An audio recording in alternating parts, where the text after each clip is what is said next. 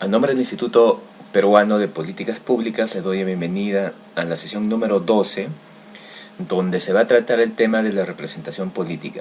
Como bien ya me conocen, soy Luis Antonio Capcha, el tutor encargado de este programa de especialización en democracia y gobernabilidad. Seguramente hemos escuchado muy frecuentemente frases como esta: que se vayan todos, los políticos son todos ladrones, yo no voté por este para que no para que gane el otro, etcétera, ¿no? Yo no voté por él, hay que dejar de robar por 4 años, etcétera. Y estas frases pues son indicios del quiebre de la relación entre la dirigencia política y las personas a las cuales esta dirigencia política representa. Y los orígenes no deben buscarse pues en un hecho aislado, sino que es el fruto de un proceso que lleva varios años. La crisis de representación política es un fenómeno característico no solo de las sociedades industrializadas, sino igualmente de las sociedades en vías de desarrollo como la nuestra. Entre las causas que se podrían aducir para explicar esta situación, una de las más importantes es la crisis económica, la falta de medios en los cuales pueda expresarse la voluntad del individuo en relación con los problemas de la comunidad, ya que los partidos políticos han dejado de poseer el alto estatus que antes tenían y que era lo que los caracterizaba, debido pues a la gran corrupción entre los miembros de estos partidos políticos y el ansia, las ganas de mantenerse en el poder a toda costa, que en el desarrollo de las últimas décadas han llevado pues al descrédito a la política. Pero además debemos nombrar una causa que es aún mayor que las anteriores y que digamos las engloba todas. Es el cambio de mentalidad del individuo que se ha producido en los últimos años del siglo pasado y se caracteriza pues por la inmediatez, o sea, el ahora, la exigencia de resultados rápidos, lo cual incide en la política al no poder la política responder en forma igual, con la consiguiente pérdida de confianza. En esta sesión trataremos acerca de los aspectos que involucra la representación política. Nos referiremos a la crisis de representación que actualmente existe en nuestro medio, principalmente en América Latina, respecto de la legitimidad de los gobernantes, los partidos políticos y por último hablaremos respecto a los representantes. Y bien, empezando entonces, partiremos con el concepto de representación, que es un concepto que no es unívoco y tiene varios sentidos. Bueno, en política, la representación es el acto mediante el cual un representante, sea este gobernante o legislador, actúa en nombre de un representado, elector en el caso de las democracias, para la satisfacción de sus intereses. Como podemos ver en el gráfico que está al costado de esta definición, hay ciudadanos que le están entregando un documento a otras personas, ¿no? Digamos que simbólicamente se está tratando de representar lo que estamos mencionando en la definición o en este concepto. Ahora, si actúa en nombre de un representado, entonces actúa por medio de la figura de la delegación, que es la acción de delegar a nuestras autoridades la capacidad de gobernar, tomando en consideración las demandas sociales. Y volviendo nuevamente al gráfico, vemos pues que se entrega un documento, ¿no? En ese documento se encuentran instrucciones sobre cómo tiene que gobernar para que las políticas públicas que desarrollen las personas que están recibiendo el mandato, que están recibiendo la delegación, atiendan pues las demandas sociales de los ciudadanos. Bien, ahora nos vamos a referir a los sentidos de la representación política, de los que Hannah Pitkin habla, en donde desde su ideal muestra la dificultad de gobernar a los gobernados, es decir, muestra la dificultad para ser presente y para gobernar al gobernado. En este sentido, esta autora establece 5 dimensiones de representación. La primera de estas dimensiones es la representación como autorización, que se refiere a que en el momento en que el elector emite su voto, establece un mandato, establece un contenido que indica hacia dónde quiere que se conduzca el país cuál es el tipo de políticas públicas que quiere que se implementen. Y en este momento, en el momento de la elección, que es el momento fundamental de la democracia, el elector al votar autoriza a que se actúe en su nombre. Pero esta actuación tiene que ser en algún sentido, tiene que ir hacia alguna dirección. La segunda dimensión es la representación como accountability o rendición de cuentas, que es un concepto que viene del inglés que significa rendición de cuentas o control. Con esta dimensión, la autora refiere que mediante el voto, los ciudadanos pueden controlar y evaluar las acciones de los gobernantes. Es decir, que mediante el sufragio, no solo indicamos la dirección hacia donde queremos que se debe ir, sino también evaluamos las acciones del partido que está en el gobierno y asimismo se premia o castiga a partir de esa evaluación expresada en las urnas. El tercer elemento es la representación simbólica. Mediante esta dimensión, la autora nos quiere decir que los representantes, en cualquier sistema representativo, tienen que establecer lazos con la ciudadanía. La ciudadanía se tiene que sentir simbólicamente ligada a sus representantes. Tiene que haber lazos de afecto y principalmente lazos de identificación, que es lo que constituye pues la noción de legitimidad del sistema. La cuarta dimensión es la descriptiva. Tratándose de traducir las demandas y la preferencia de los diferentes sectores de la sociedad, como hombres, mujeres, negros, blancos, migrantes, pueblos originarios, comunidades nativas, etc., es muy importante el grado en que los representantes se parecen a los representados en términos de signos de identidad compartidos o de una inserción social común.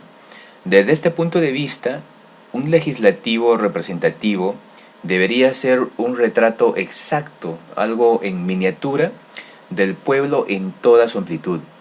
Y debería pensar, pues, sentir, razonar y actuar como este último, es decir, como el pueblo que los eligió. La quinta dimensión es la representación sustantiva. El principio de la representación sustantiva apela a la capacidad que tiene el representante de abstraerse de su identidad particular y adoptar pues un punto de vista neutro y objetivo que contemple la diversidad de perspectivas e intereses de las personas a quienes representan. Las otras dimensiones no tienen sentido si no se entremezclan y logran que los representantes sean sensibles a las demandas y opiniones de los ciudadanos, de los representados. Para Hannah Pitkin, la única forma de garantizar que la representación sea efectivamente sustantiva es mediante un conjunto de instituciones representativas que garanticen pues el equilibrio de todas estas dimensiones que hemos mencionado. Ahora, en cuanto a la crisis de la representación política, en la práctica, cada una de las dimensiones mencionadas implica un desafío para la representatividad. Por esta razón, desde que nació el concepto de representatividad, desde los primeros sistemas representativos con el nacimiento del Estado moderno en general, la representación casi siempre estuvo en crisis, y esta es una realidad pues desde que nació, evolucionó hasta nuestra actualidad.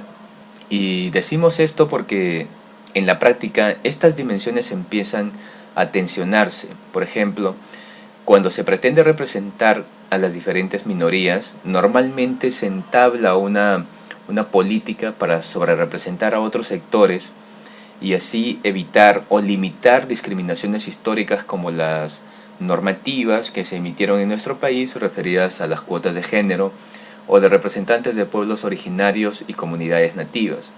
De esta manera pues se trata de hacer partícipes o de hacer presentes a los sectores históricamente excluidos por razones de género, de raza, etc. Y a esto se llama pues la política de la presencia. Pero si bien por un lado tiene un efecto positivo, que es el de incluir a los discriminados, de otro lado se puede caer en prácticas de discriminación, porque se podría sobrerepresentar a un determinado sector, lo que puede ser injusto para alguno de los sectores, y esto ocurre siempre que se pretende incluir o representar a aquellos sectores excluidos. Se sobrerepresenta a ellos para hacerlos partícipes, y por otro lado se representa menos a sectores mayoritarios, lo que constituye en una tensión irresoluble. Desde determinados puntos de vista, esto puede ser justo o injusto, y así con cada una de las dimensiones. Cuando llevamos a la práctica, por ejemplo, la cuestión del mandato de representación, que es básico en cualquier sistema representativo, se elige a un partido y cuando éste esté en el gobierno o en el parlamento, se le exige, pues, como siempre ha ocurrido, que ese partido o persona cumpla lo que en su campaña electoral ha ofrecido. Ese ofrecimiento es el mandato que los ciudadanos le hemos otorgado, es decir, que el candidato fue electo por lo que ha ofrecido. Pero ¿qué ocurre cuando, por algunas circunstancias, los políticos al llegar al gobierno empiezan a estudiar los temas referidos a sus ofrecimientos y advierten que lo ofrecido en su campaña electoral no ha sido lo más acertado? Entonces, ¿tiene que respetar el mandato o puede cambiar de opinión? En este sentido, el límite de independencia que tienen los gobernantes puede constituirse, pues, en una nueva área de conflicto, por lo que la representación en cada una de las dimensiones que se han mencionado podemos encontrar estas tensiones, que en la práctica se manifiestan como crisis. Normalmente la tarea de representar, o sea, de hacer presente en las diferentes instituciones políticas, suele ser una tarea muy difícil porque los equilibrios son muy débiles. Se intenta representar en una sociedad que cada vez es más diversa, en la que cada vez hay más combinaciones de preferencias que son propias, pues, de una sociedad postindustrial, en donde las individualidades colectivas ya no son las grandes ordenadoras. Por ejemplo, la clase social, que si bien es una característica importante de la sociedad, ya no es la única característica que nos define como ciudadanos. Y esto complica la tarea de la representación, ya que cuando se representa, se tiene que seleccionar algunas de estas características para el diseño de políticas públicas. Y como es obvio, mientras mayor cantidad de preferencias haya, es más difícil la representación. Y esto pues por toda una serie de factores existentes. Entonces, los sistemas representativos suelen estar en una constante tensión que complica la cuestión de cómo hacer presente o cómo representar a los gobernados al momento de gobernar. Ahora, reducir el nivel de tensión del que hemos hablado depende de las características de las sociedades y de las instituciones políticas. La tensión en la representación es una cuestión irresoluble, pues que siempre existirá, como ya hemos mencionado, pero también existen mecanismos institucionales que permitan aflojar esta tensión y que las relaciones sean más llevaderas. Y es por esto que a lo largo de la historia hemos tenido, pues, el primer modelo representativo, que ha sido el parlamentario, que surgió con el Estado moderno después de las revoluciones burguesas, que han sido las primeras expresiones en donde surge el parlamento. Los partidos políticos surgen desde este momento. Posteriormente surgen los partidos de masas con la incorporación de las clases trabajadoras a la esfera de participación política. El modelo de masas ha caracterizado al siglo pasado. Este sistema fue muy estable a lo largo de los años y duró hasta aproximadamente los años 90, y durante todos esos años el sistema representativo ha experimentado una sostenida estabilidad.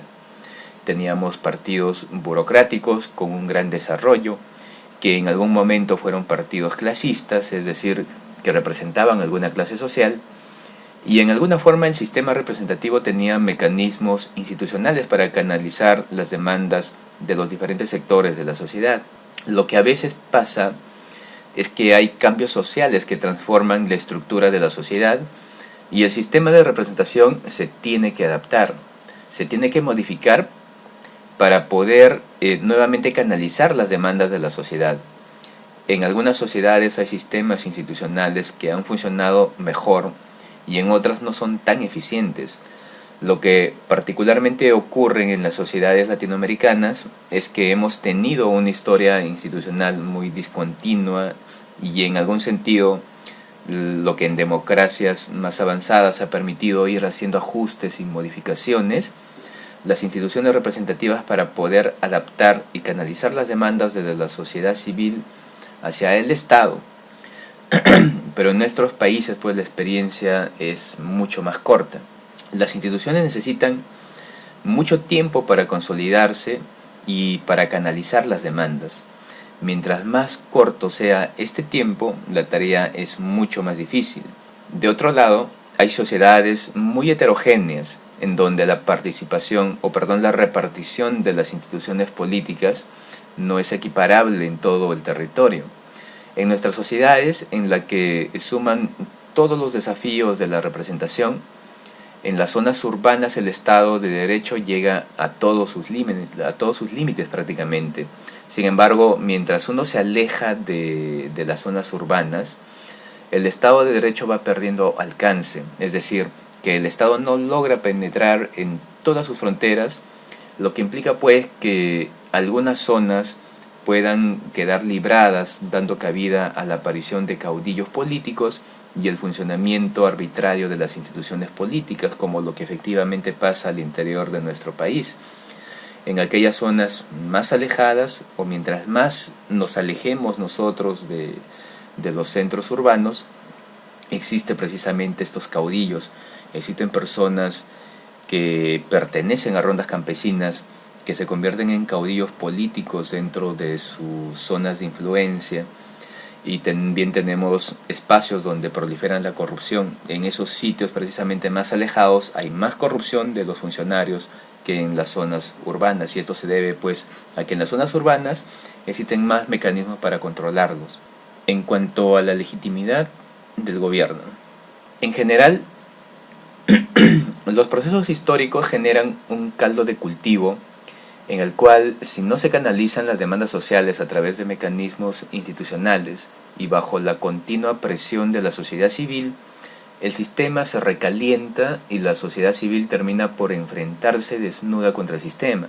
En nuestro medio, las instituciones políticas, sobre todo los partidos políticos, no han estado representando pues adecuadamente a la sociedad, y esto coincide con el paradigma neoliberal y que implicó pues el paso de un Estado ampliado de la matriz estadocéntrica que caracteriza a los países de América Latina de las décadas de los 60 y 70, al paso del desmantelamiento a una forma estatal. En este sentido, lo que la sociedad no se sintió contenida pues, y a falta de estrategia de la clase política por hacer frente a las presiones externas como las que impuso el Fondo Monetario Internacional, implicó que se cambie la forma de Estado, pero sin planificación, buscándose reducir el déficit, reducir el Estado hasta donde las esferas llegaban, y si ya de por sí este sistema de representación que está en constante tensión empezaba a tener algunos cambios sociales que no podía adaptar, con esta reforma del Estado y de sus mecanismos institucionales quedaron totalmente desbalanceados. Consecuentemente, la sociedad civil sintió que no tenía cómo expresarse y que las instituciones y gobernantes no los estaban representando y que no eran sensibles a las demandas, lo que condujo pues a que los ciudadanos salgan a las calles a pedir que los escuchen, ya que es lo que los ciudadanos sentimos, ¿no? Si no nos escuchan los gobernantes, es nuestro derecho salir a las calles a que nos oigan.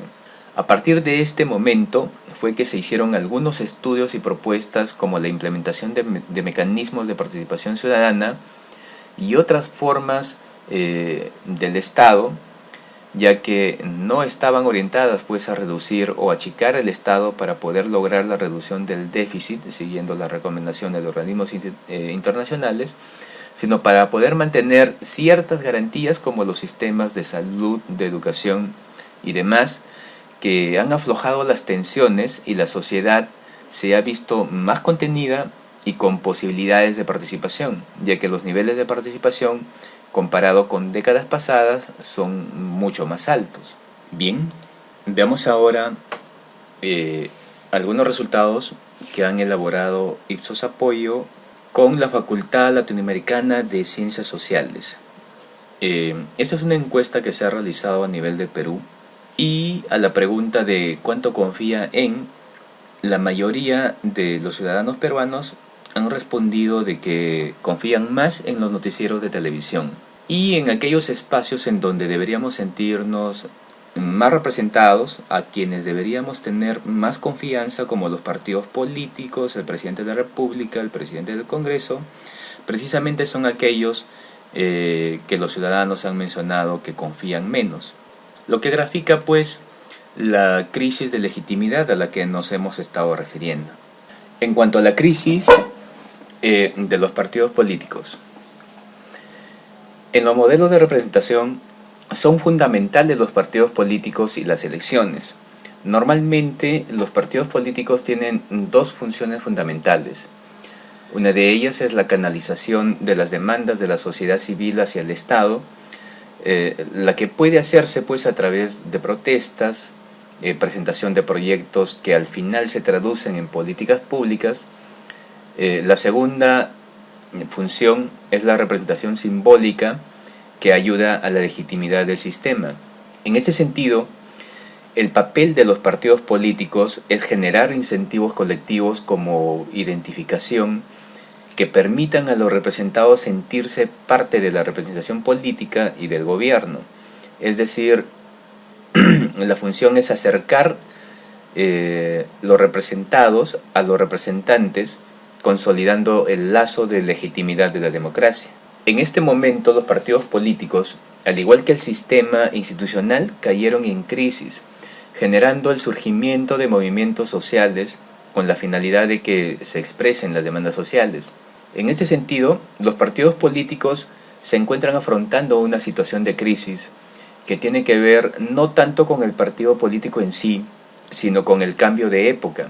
Lo que los politólogos generalmente mencionan es que los partidos políticos no se encuentran en una crisis de representación, sino en una metamorfosis, es decir, hay cambios sociales que se vienen sucediendo a partir de los procesos de globalización que han afectado pues el funcionamiento de las instituciones democráticas y una de estas por excelencia son los partidos políticos, ya que por ejemplo ha cambiado bastante la forma de hacer política.